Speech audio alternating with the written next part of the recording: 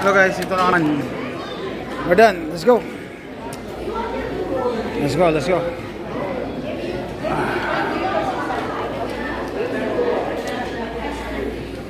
Check, check.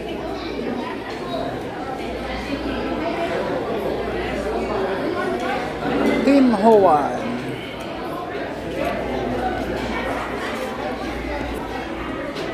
Like full crash? Go, go, go. Woo. Okay guys, ano ba yun? October 19 ba ngayon?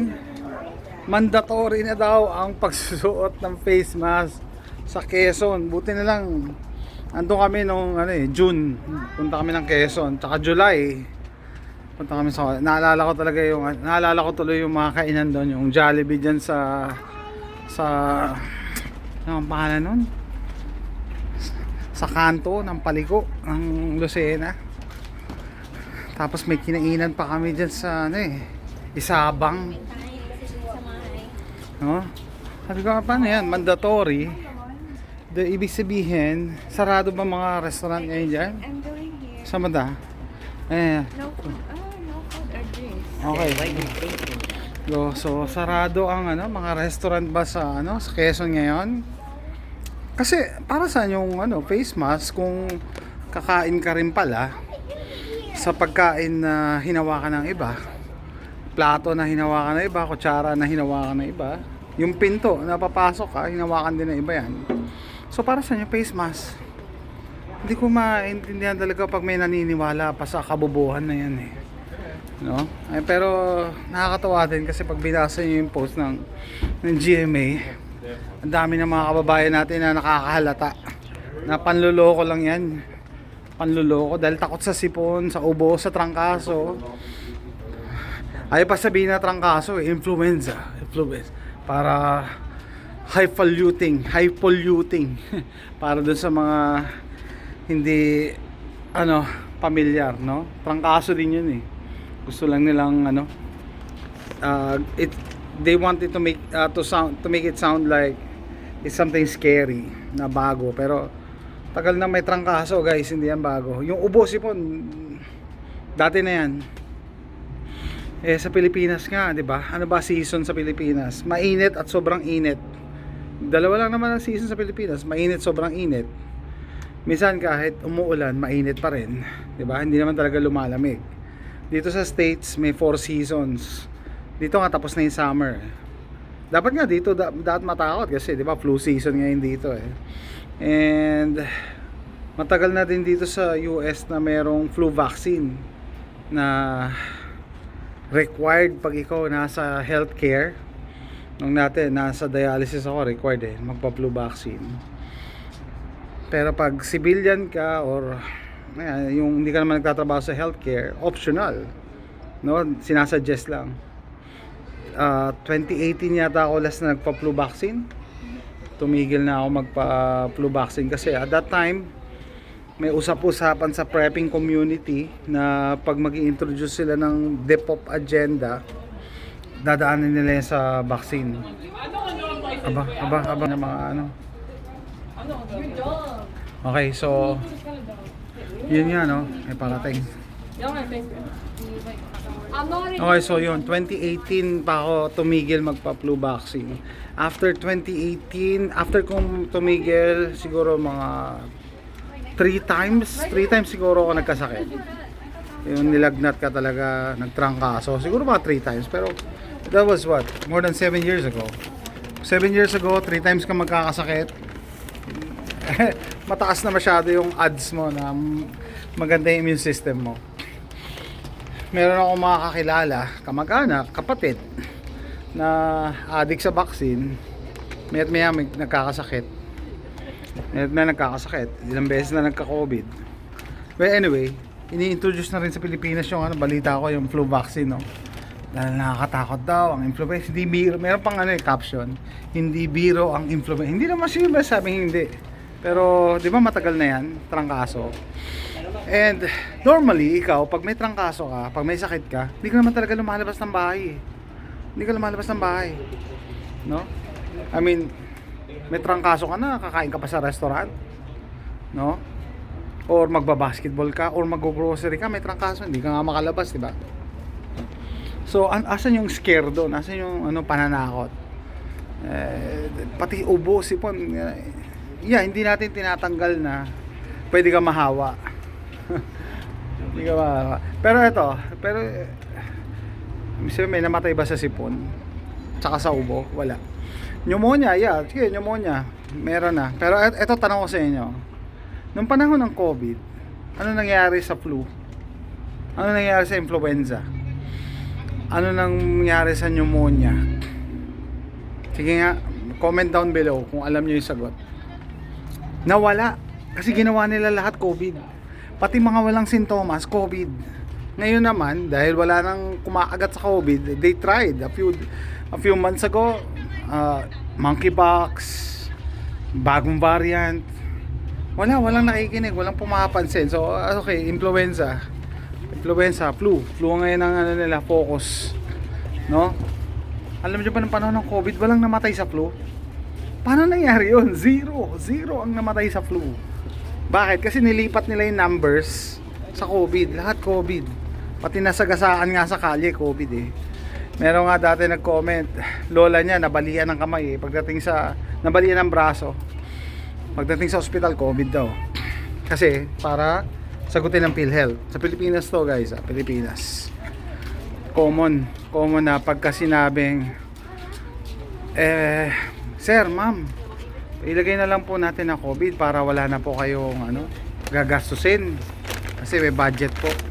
Worldwide yan guys. Pati sa Amerika, pagka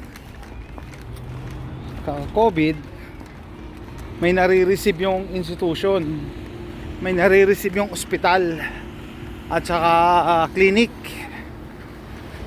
Pati yata doktor may nare-receive eh. No, may incentive na-incentivize eh. Okay? So ayun, nakakatawa lang. Ngayon naman wala rin sila, ayaw na nila ng COVID. Flu naman, hindi biro ang flu. Wala naman nagsasabing hindi biro eh. Ang tanong, bakit kayo nananakot? Tanong, bakit kayo nananakot na to the point na ngayon lang ba nagkaroon ng flu sa Pilipinas? Ngayon lang nagkaroon ng influenza, 'di ba? Mga tas mandatory. Yung mandatory na yan, nasubukan nila kasi nung COVID eh. Kaya okay, sige, kahit na lang isipin natin, pwede mandatory yan. Ubosipon, sige, mandatory nyo face mask. Anong silbi ng face mask kung bukas pa rin yung nyo, mga kainan, bukas pa rin yung mga grocery, no? Dapat sarado nyo na yung grocery. Bakit? Kasi yung mga pinamili mo, hahawakan ng cashier lahat yan. I-scan nila lahat yan. Paano kung may flu yung yung cashier, di ba? It doesn't make any sense. Ang pinakamalala dyan, restaurant eh. Kung totoong nakakatakot yan at tumataas ang bilang, dapat isara lahat ng restaurant. Isara ang Jollibee, no? McDonald's, sarado yan. Kasi ibang tao nagpe-prepare ng pagkain mo, hahawakan nila yan. Hindi ko anong purpose ng mask. So pag required, mandatory, papasok ka sa restaurant, sa Jollibee, example, nakamask ka, tapos pagkakain ka, tatanggalin na yung mask. So ano nangyayari habang kumakain? Nag-hover lang, nagpapalipad-lipad lang sa tabi mo yung flu.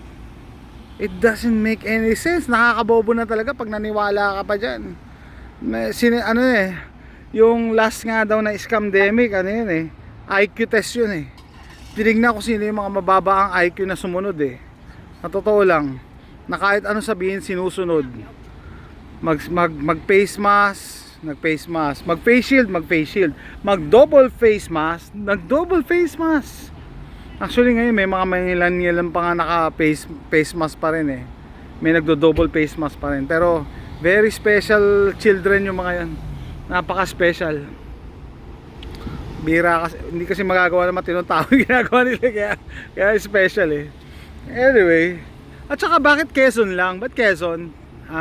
Bakit Quezon? Kung talagang health scare na totoo yung na totoo na napakadelikado niyan, yung virus na yan, bakit Quezon lang? Kumusta naman yung Manila na masiksikan ng mga tao, Quezon City, Mandaluyong, masiksikan mga tao, Ay nako, ano yun? 'Di ba? Ano yun? Exempted? Immortal? Immortal ba yung mga nasa Maynila? Yung mga taga Quezon, ano ba? At risk? Hindi ko ma-explain eh. Basta yung mga namumuno, basta binaba na lang eh, no? Anong basihan? So, wala rin nagko-question sa atin. Kasi mentalidad na sumunod ka na lang. Yan pa rin. Pero pag binabasa ko yung mga comments sa post ng GMA7, makikita nyo, marami na rin na nakakahalata na nanluloko lang yung mga nasa pwesto. And the irony is, yung mga announcement na yan na mandatory ang face mask, ultimo yung DOH eh. Sinasabi na hindi naman ganun hindi naman dapat. Ba't ganun? Hindi ba sila nag-uusap? Hindi nag-uusap yung DOH at saka yung local government? Paano yun? Diba? Ewan ko, hindi ko alam talaga nangyari. And hindi ko alam bakit Pilipinas, pet project talaga ng yan, World Economic Forum. Kasi lahat yata nang introduce dyan, implement nila kasi sumusunod mga tao eh. Bakit kaya Pilipinas? Kung kailan napakahirap talaga yan yung physical distancing na tinatawag. Siksikan eh, tapos sumasakay sa jeep, sumasakay sa bus. Paano mo implement yung sinasabing physical distancing? And actually si Fauci mismo inamin na walang basihan yung 6 feet na social distancing. Walang basihan yan. Wala yan sa libro. Nag-aral ako ng nursing, meron ako mga masteral na subjects. Hindi na pag-usapan yung 6 feet. Hindi ko alam saan galing ang 6 feet eh. Bakit 6 feet? Ba't hindi 7? Ba't hindi 5 feet? Sino naka-invento niyan? Inimbento lang nila yan recently. No, kasi hindi nila totally ma-lockdown talaga ang Pilipinas eh. Otherwise, maraming mamamatay, maraming mag-aalsa, maraming makakahalata. Kaya, 6 feet na lang. Tapos, pag sasakay kayo ng jeep, yung jeep lalagyan nyo ng partition na plastic. Tapos, pagka magbabayad kayo sa cashier sa grocery, lalagyan natin ng plexiglass sa harap. Kasi yung virus bobo yan, hindi yan lumilipad pataas eh. Hindi rin yan lumilipad patagilid. Paharap lang yan, bangga lang yan ang bangga. Ganon ba? Ganon yata sila mag-isip eh, no? So, ayun guys, nakakatawa na nakakaawa ang Pilipinas. Kasi yung mga namumuno, halatang niloloko na yung mga tao dyan. Halatang nanloloko. Required ang face mask? Bakit? Ha? Anong reason? Anong rasyonale? Gaano kalaki yung virus? Gaano kalaki yung filter ng face mask na gawa sa tela at gawa sa surgical mask at hindi lulusot dyan, ha? And then yung sinasabing tumataas ang bilang ng mga ubo at sipon, ngayon lang ba yan?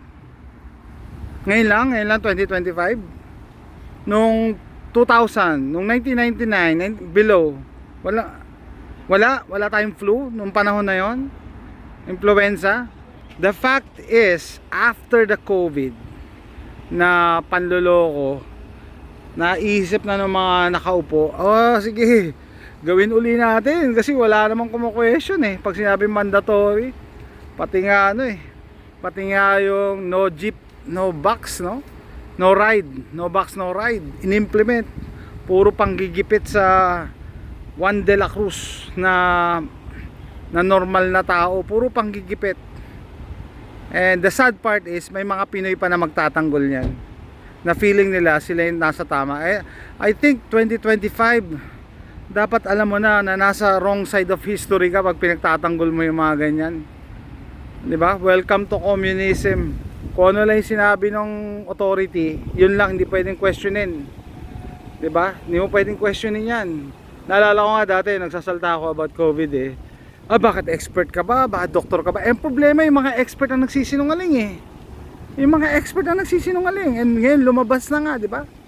Si Fauci, inamin niya na hindi totoo yung 6 feet na yan. Tapos yung connection nila sa Wuhan, dinideny niya dati, bla bla. Do your own research, no? So yan guys, no? Tatapusin ko na yung vlog na to.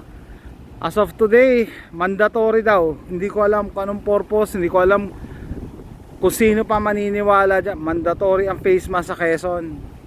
Good luck sa inyo. Bye bye.